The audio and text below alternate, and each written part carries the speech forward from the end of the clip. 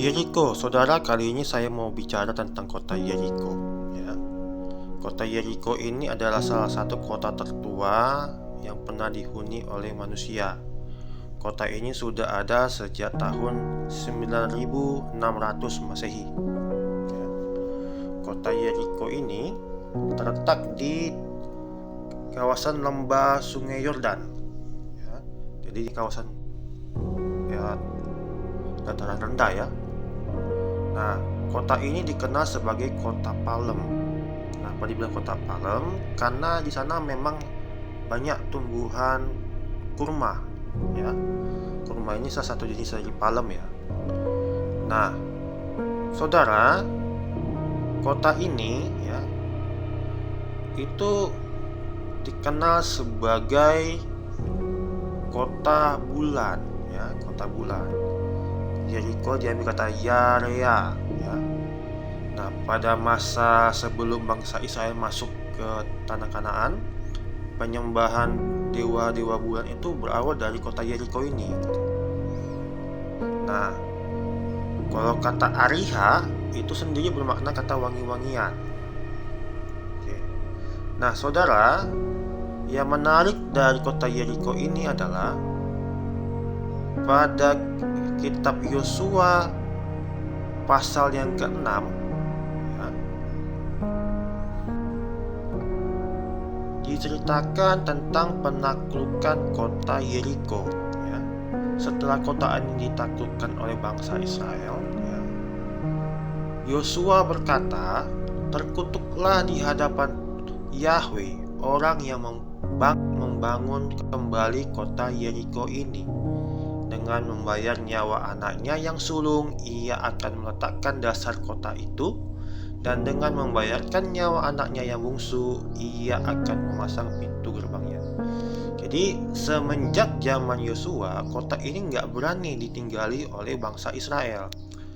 Sehingga ketika bangsa Israel membagi undi atas tanah di tanah Kanaan, Yeriko ini memang dikosongkan. Nah, barulah nanti ya, ketika Raja Ahab memerintah di Samaria, kota ini dihuni kembali. Nanti Anda bisa lihat di 1 Raja-Raja 16 ayat 34 ya. Jadi di era zamannya Raja Ahab ya, ketika Raja Ahab itu jatuh ke dalam penyembahan berhala, ia membangun patung Asyera ya, dan kuil-kuil Baal ya. Itu ada seorang tokoh yang bernama Hiel, orang Betel. Dia membangun kota Yeriko kembali, dan sesuai dengan kutuk yang disampaikan oleh Yosua bin Nun ya, nyawa dari anak sulungnya Abiram ya, dan juga nyawa dari anak bungsunya Segub ini tewas ya, untuk menjadi korban ya dari kutukan itu. Jadi memang sangat mengerikan kutukan dari Yosua bin Nun ini untuk kota Yeriko, dan memang gak berani orang-orang Israel itu tinggal di situ.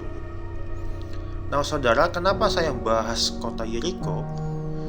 Baru-baru ini saya ada lihat sebuah kampanye dari kawan-kawan kita Muslim yang menyatakan bahwa Isa itu nggak lahir di kota Bethlehem, tapi lahirnya di kota Yeriko, karena di dalam Al-Quran katanya Yesus itu lahir di bawah pohon kurma, dan pohon kurma itu adanya di Yeriko ya.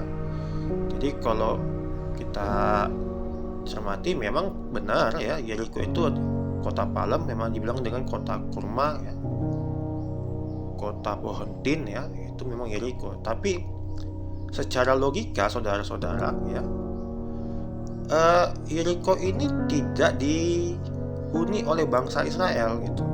Sementara ya, kalau kita baca nanti di Lukas pasal yang kedua ya, kalau kita baca nanti di kitab Lukas pasal kedua ya, itu kita bisa tahu bagaimana proses Yesus itu lahir. Itu ada sebuah sensus ya, sensus di era Kaisar Agustus, di mana setiap orang itu wajib melaksanakan sensus di kota asalnya, ya, kota nenek moyangnya. Sementara Yosef itu kan kita sama-sama tahu sebagai keturunan Daud, ya. Nah, kalau kita bicara Daud itu, dia kan kota asalnya Daud itu adalah Bethlehem, ya, kota Bethlehem. Jadi di Lukas 2 itu sesuai dia dengan logikanya itu loh, masuk loh. Yusuf pergi dari kota Nazaret di Galilea ke Yudea, ke kota Daud yang bernama Bethlehem, karena ia berasal dari keluarga dan keturunan Daud gitu. Jadi kan Maria sebagai istri wajib ikut dengan suaminya gitu. Yang namanya juga ya lahir lagi hamil, ya kebetulan lahir di Bethlehem. Oke. Dan ini sesuai dengan nubuatan Nabi Mika, ya. Kalau kita baca nanti nubuat Nabi Mika, ya, di kitab Mika pasal yang kelima ayat yang pertama, tetapi engkau hai Bethlehem Efrata, hai yang terkecil di antara kaum Yehuda, daripadamu akan bangkit bagiku seorang yang akan memerintah Israel, yang permulaannya sudah sejak purbakala, sejak dahulu kala. Jadi memang, ya, Nabi Mika memang menubuatkan Bethlehem sebagai tempat kelahiran Mesias gitu. Lalu benarkah Bethlehem itu disebut dengan kota Daud? Nah, nanti kita bisa tengok nanti dia di kitab 2 Samuel, ya. Oke, ya. Maaf ya, kita tengok nanti di 1 Samuel pasal yang ke-16, ya, ayat yang pertama. Itu ada perintah dari Tuhan untuk Nabi Samuel, ya. Beginilah bunyinya, berfirmanlah Tuhan kepada Samuel, berapa lama lagi kau berduka cita karena Saul? Bukankah ia telah kutolak sebagai raja atas Israel? Isilah tabung tandukmu dengan minyak, dan pergilah, aku mengurus engkau kepada Isai orang Bethlehem itu, sebab di antara anak-anaknya telah kupilih seorang raja bagiku, ya. Jadi di 1 Samuel memang menerangkan bahwa kota Bethlehem adalah kota asalnya Daud, ya, putra Isai yang akan menjadi raja Israel. Nah, satu hal lagi yang menarik ternyata kota Bethlehem ini adalah kota di mana Rahel, istri dari Yakub, itu dimakamkan. Nanti kita bisa baca di kitab Kejadian pasal yang ke-35, ya, mulai dari ayat yang ke-16. Sesudah itu berangkatlah mereka dari Betel. Ketika mereka tidak berapa jauh lagi dari Efrata, bersalinlah Rahel, dan bersalinnya itu sangat sukar. Kemudian ia sangat sukar bersalin, berkatalah bidan kepadanya, janganlah takut, sekali ini pun anak laki-laki yang kau dapat. Tapi ia hendak mengembuskan napas sebab ia mati. Kemudian diberikannya nama Ben-Oni kepada anak itu, tetapi ayahnya menamainya Benyamin.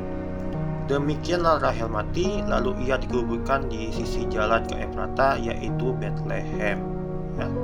Jadi Bethlehem ini tidak hanya sebagai kota kelahiran Yesus, tapi dia juga adalah kota kelahiran Raja Daud dan tempat di mana Rahel itu dimakamkan. Jadi memang sebuah kota yang sangat penuh hubungan historis, ya, di dalam sepanjang penulisan kitab suci, mulai dari kitab Kejadian sampai dengan kisah kelahiran Tuhan Yesus. Jadi betul-betul kota ini adalah kota milik suku Yehuda gitu, khususnya Daud, ya, Daud dan nenek moyangnya gitu. Jadi adalah tidak mungkin bagi seorang Yusuf, ya, yang keturunan Daud pergi ke kota lain selain ke kota Bethlehem untuk sensus penduduk, ya. Demikian dari saya, semoga bermanfaat dan terima kasih.